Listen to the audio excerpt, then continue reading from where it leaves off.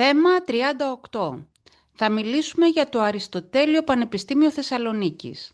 Θα ακούσετε πληροφορίες για το Αριστοτέλειο Πανεπιστήμιο Θεσσαλονίκης και θα πρέπει να απαντήσετε στις ερωτήσεις που βλέπετε στην οθόνη σας. Πάμε να ακούσουμε το ηχητικό. Θέμα 38, μέρος Α. Αριστοτέλειο Πανεπιστήμιο Θεσσαλονίκης. Ακούστε πληροφορίες για το Αριστοτέλειο Πανεπιστήμιο Θεσσαλονίκης και επιλέξτε τη σωστή απάντηση στις ερωτήσεις που ακολουθούν. Το Αριστοτέλειο Πανεπιστήμιο Θεσσαλονίκης ιδρύθηκε το 1925. Αρχικά ονομαζόταν Πανεπιστήμιο Θεσσαλονίκης.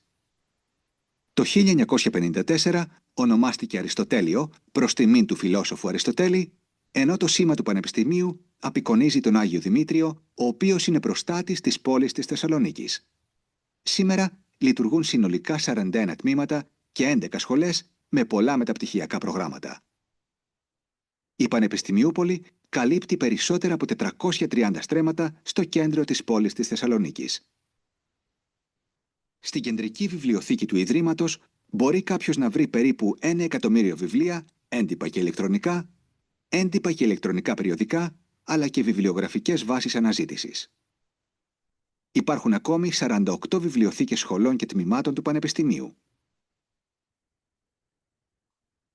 Πολύ ωραία, το ακούσαμε μία φορά, το ακούσουμε και μία δεύτερη. Μέρος Α.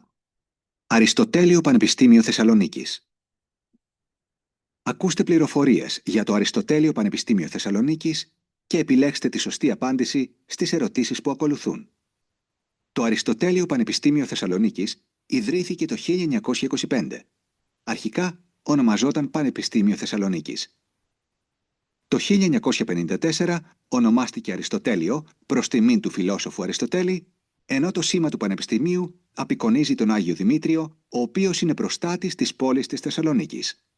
Σήμερα λειτουργούν συνολικά 41 τμήματα και 11 σχολές με πολλά μεταπτυχιακά προγράμματα.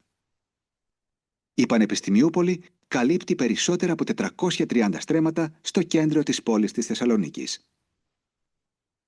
Στην κεντρική βιβλιοθήκη του Ιδρύματος μπορεί κάποιος να βρει περίπου 1 εκατομμύριο βιβλία, έντυπα και ηλεκτρονικά περιοδικά, αλλά και βιβλιογραφικές βάσεις αναζήτησης.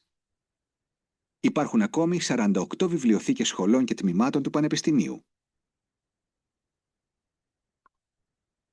Πολύ ωραία.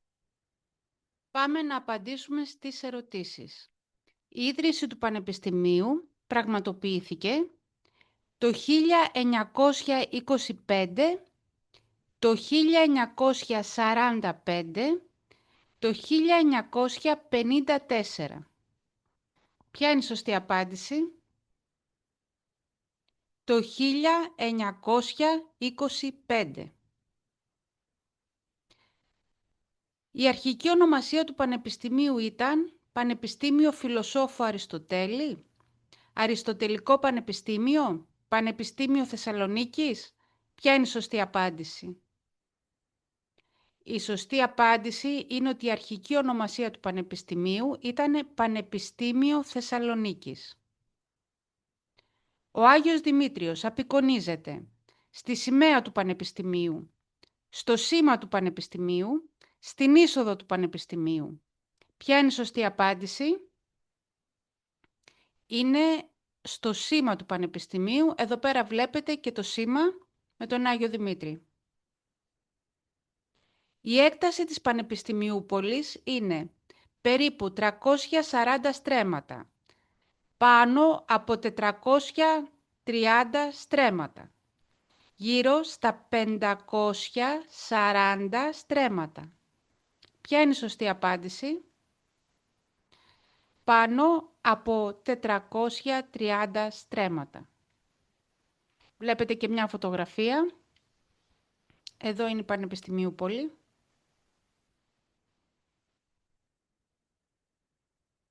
Το Πανεπιστήμιο βρίσκεται στην είσοδο της Θεσσαλονίκης, στα δυτικά της Θεσσαλονίκης, στο κέντρο της Θεσσαλονίκης. Ποια είναι η σωστή απάντηση? Η σωστή απάντηση είναι στο κέντρο της Θεσσαλονίκης. Βλέπετε Είναι πάρα πολύ κοντά στον αστικό ιστό. Ας περάσουμε τώρα στο δεύτερο μέρος. Είναι μια συζήτηση για το θέατρο. Θα ακούσετε δύο γυναίκες να μιλάνε μεταξύ τους για να κανονίσουν να πάνε στο θέατρο. Ας ακούσουμε το ηχητικό και στην οθόνη σας βλέπετε τις προτάσεις τις οποίες πρέπει να απαντήσετε ποιες είναι σωστές και ποιες είναι λάθος. Περιοδικά, αλλά και βιβλιογραφικές βιβλιοθήκες σχολών και τμήματων του Πανεπιστημίου. Συγγνώμη. Μέρος Β. Πάμε θέατρο. Ακούστε τη συζήτηση μεταξύ δύο γυναικών και σημειώστε στον πίνακα με χ τις σωστές και λάθος προτάσεις. Τι κάνεις, Κατερίνα? Πάμε για ένα διάλειμμα με καφέ. Δεν ξέρω αν προλαβαίνω, Ελένη μου. Θέλω να ψάξω για μια παράσταση που θα πάμε αυτό το Σάββατο.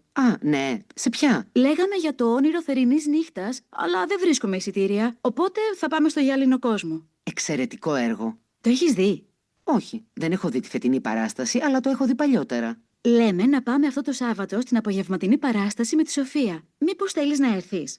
Δυστυχώς δεν νομίζω να έχω τελειώσει μέχρι εκείνη την ώρα. Αν ήταν αργότερα... Μην το συζητάς. Πάμε στη βραδινή. Δεν έχουμε πρόβλημα. Για να δω. Αρχίζει στις 9. Όχι, στις 9 και 10. Τέλεια. Ας δούμε για εισιτήρια. Το ακούσαμε μία φορά. Ας το ακούσουμε και δεύτερη.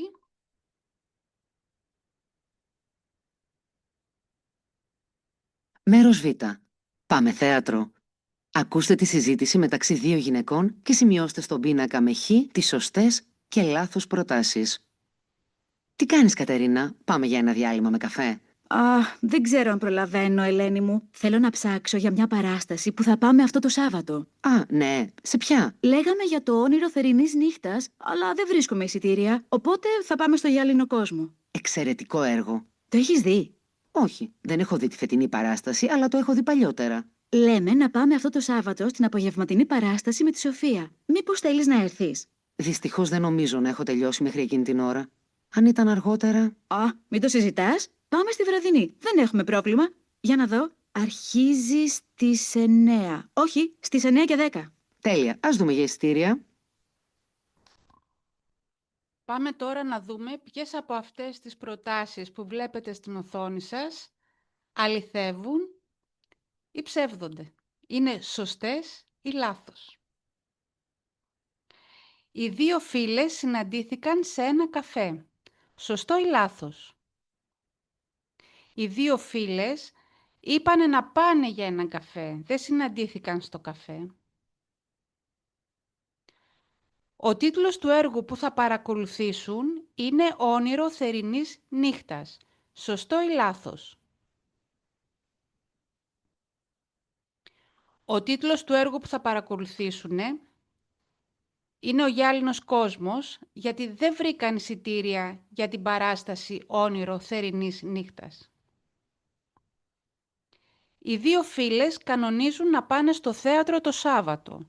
Σωστό ή λάθος? Ναι, οι δύο φίλες κανονίζουν να πάνε στο θέατρο το Σάββατο.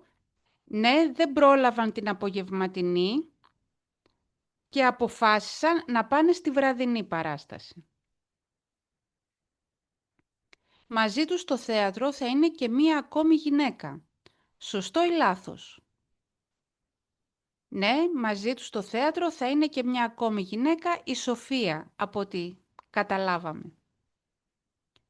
Η παράσταση που αποφάσισαν να πάνε αρχίζει στις 9 το βράδυ. Σωστό ή λάθος? Είναι λάθος, η παράσταση αρχίζει στις 9 και 10. Αυτά για σήμερα. Εάν είχατε άγνωστες λέξεις, έχετε απορίες, έχετε ερωτήσεις, γράψτε στα σχόλια κάτω από αυτό το βίντεο. Σας ευχαριστώ που παρακολουθήσατε. Κάπου πρέπει να λέμε πατήστε και ένα like, δείξτε το σε κάποιον που μπορεί να το ενδιαφέρει. Σε κάθε περίπτωση σας εύχομαι καλή επιτυχία στις εξετάσεις σας.